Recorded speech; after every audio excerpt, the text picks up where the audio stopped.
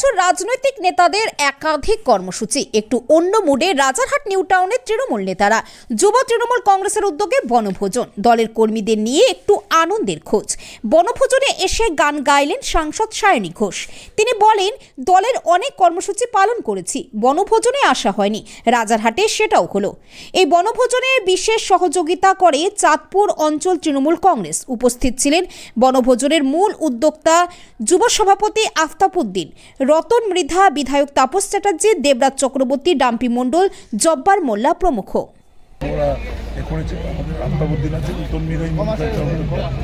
তৃণমূল যুব কংগ্রেসের সমস্ত কর্মীরা এক জায়গায় করে এটা খুব প্রয়োজন আছে। এটা আমাদের একসাথে সামনে বছর, এবছর অনেক ব্যস্ত বলে আমরা অনেক কর্মী এসেছে। সামনে বছর আমরা একদম এমন করবো যে সবাই মিলে একসঙ্গে সময়টা কাটাবো। সব কর্মী অধিক কোনো কাজ আমরা থাকবো না, এটার প্রয়োজন আছে। আবার একটা পরিবার একসঙ্গে বসে আছি, একটা কর্মীদের সাথে একটা অন্তরঙ্গ হবে একসঙ্গে। সবাই আমাদের পরিবার সবাই একসাথে বলে বিষয়গুলো করে ছেলেরা মেয়েরা, প্রচুর মহিলারা আমাদের সবাই কাজকর্ম করে একসঙ্গে থাকলে হাসি ঠাট্টা একটা সুন্দর পরিবেশ, পিকনিকটা আমাদের মাধুর্যতা দেয়, যা বিষয়টা। তৃণমূল যুব কংগ্রেসের আজকের এই যে বনভোজনে আমাদের তৃণমূল যুব কংগ্রেসের সমস্ত ওয়ার্ড অঞ্চল থেকে আমাদের কর্মীরা, নেতৃত্বরা এসে উপস্থিত হয়েছিল এবং সায়নী ঘোষ আমাদের রাজ্য তৃণমূল যুব কংগ্রেসের সভানেত্রী, তাকেও আমরা আমন্ত্রণ জানিয়েছিলাম, তিনিও এসেছিলেন এবং আমাদের ব্যবস্থাপনা দেখে আপ্লুত।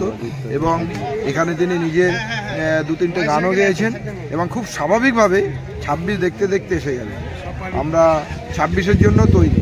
ভোট যখনই আসুক না কেন, যে কোনো স্তরেই ভোট, তৃণমূল কংগ্রেস মানে যে সারা বছর কর্মসূচি, সারা বছর তৃণমূল কংগ্রেস মানে সারা বছর প্রোগ্রাম, রাজনৈতিক প্রোগ্রাম, সামাজিক প্রোগ্রাম, আমরা তৈরি যখনই ভোট আসুক না কেন। 26 দেখতে দেখতে এসে যাবে এবং এবারে 26-এর নির্বাচন এমন খেলা হবে যে বিরোধীদের যে অপোজিশন লিডার তৈরি হয়, যে একটা সংখ্যা লাগে, সেই সংখ্যাটা কিন্তু এবারে আর হবে না।